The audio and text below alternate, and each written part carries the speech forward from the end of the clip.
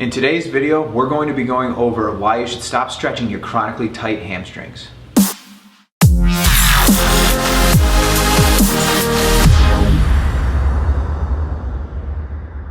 I'm Dr. Garrett with GuerrillaZen Fitness, and today we're going to be going over why you should stop stretching your chronically tight hamstrings. So the hamstrings I like to call the great compensators because obviously they're a muscle in the back of your leg, but a lot of what they do is they pick up the slack for other areas that aren't functioning correctly. Usually they are tight because they are overworked and weak, and so if we just continue to stretch them, we're actually feeding the dysfunction and actually making it worse. Today we're going to be going over the two areas that tend to be shut down that the hamstring has to pick up for, as well as my favorite hamstring strengthening exercise. So a lot of times the hamstrings feel tight because they're overworked, like Dr. Garrett said. And really what they're primarily compensating for oftentimes is poor glute function, right?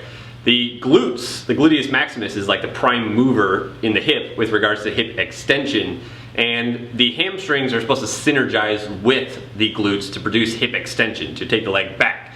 But oftentimes people have this thing going on which is called synergistic dominance of the hamstrings, where the hamstrings become overactive and dominant over the glutes, and that's one of the main things that we're really going to kind of be addressing here today. The best test that I've found to decipher if the hamstrings are overpowering the glutes and if the glutes aren't functioning well is the glute bridge test, which that can be turned into the exercise. So I'll have Blake lay on your back here.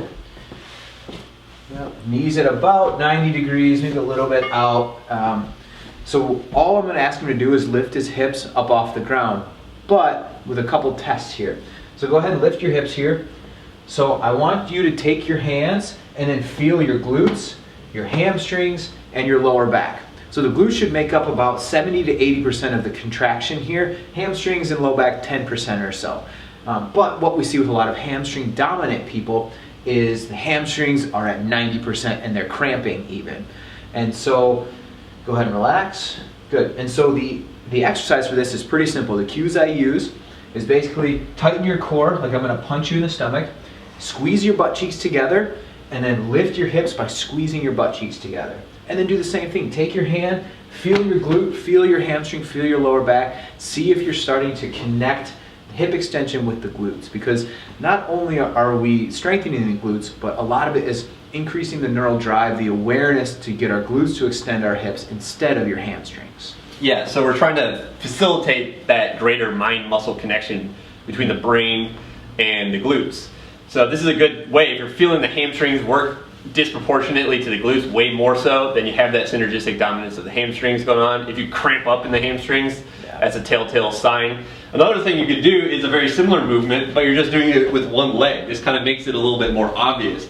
If you pull one knee into the chest like this, and then you do this test with the other leg, your imbalances here and that dominance of the hamstrings and the low back and their relation to the glute might be even more obvious to you if you're just doing that with one leg at a time during this test. So the next test that I found to see if there's core weakness that's contributing to your hamstring tightness is you get into basically a hamstring stretch position, and so you take them to about their full length in the hamstring. That's about as far as Blake can go. And so what I'll have him do is actually flex his core and then lift his chin up just a little bit, and you'll see his foot will go back an extra like 1.5 to 2 inches. And so what that means is that the stronger your core is, the more flexibility your brain is going to give to your hamstrings and can actually help them to relax. So you can see if our core is chronically unstable, your brain's like, well, I got to find stability somewhere, and it pulls it out of the hamstring. The 3 best core exercises that I've found are the dead bug, the bird dog, and the sideline hip hinge. We actually did a video about this a couple weeks ago. There will be a link to that at the end of this video. Alright guys, so this last one is geared towards strengthening the hamstring itself. And we're actually going to focus on the eccentric mode of contraction with this. So take a bicep curl, it's concentric, the muscle is contracting and shortening. Eccentric is the muscle is extending, but still has force on it contracting. So it's getting longer while it's contracting. It's basically going under like a stretch while it's contracting. Yep. And so this eccentric contraction is actually where we see most of the hamstring injuries, hamstring pulls, is during the eccentric phase because it can't control the lengthening of the muscle. So this exercise is called the Nordic hamstring exercise. So find a buddy. Blake's going to hold my ankles here. Yep. And so all it is I just try to lower myself down as slowly as I can, brace with your arms, and then push yourself back up. So you're not contracting your hamstrings to lift yourself, but it's that slow control hamstring here and down and up. Yep.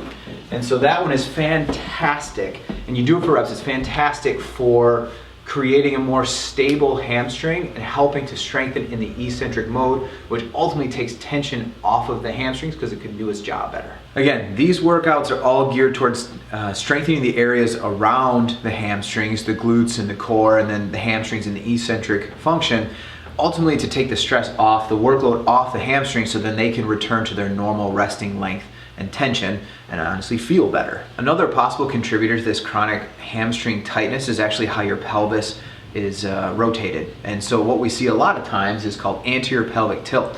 So basically what happens is this is a posterior pelvic tilt, anterior, everything rotates forward. And so you see the extension in the lower back. Now the hamstrings run from the knee to the ischiotuberosity, basically your butt bone here. And so in this position, they are chronically lengthened. And so when your body feels that, it's like, well, we need to try to stabilize it, and so it'll recruit the hamstring to chronically tighten. So you could do all the work you want in the world on your glutes and your core, but if you're in this position all day, basically your hamstrings will stay tight. And your hamstrings will feel tight too because they're long and taut, kind of like two ends of a rope being pulled away from one another, right? That will create the sensation of feeling tight, but what you don't want to be stretching a muscle that's already too long in the first place. Correct. You need to be doing the stuff that we showed you in today's video to really help with this situation. Yeah. Remember, look for the thing beneath the thing. All right, guys, so we touched a little bit at the end about the anterior pelvic tilt. If you're looking for more information on that, check out our anterior pelvic tilt video exercise guide to help correct that. There's a link in the description below that'll take you to our website. Just put your email address in there and we'll send that right to you. If you're looking for another place to get that anterior pelvic tilt workout, click here, subscribe to our channel here, and then if you're looking for some other videos of similar content we've made, make sure to click here.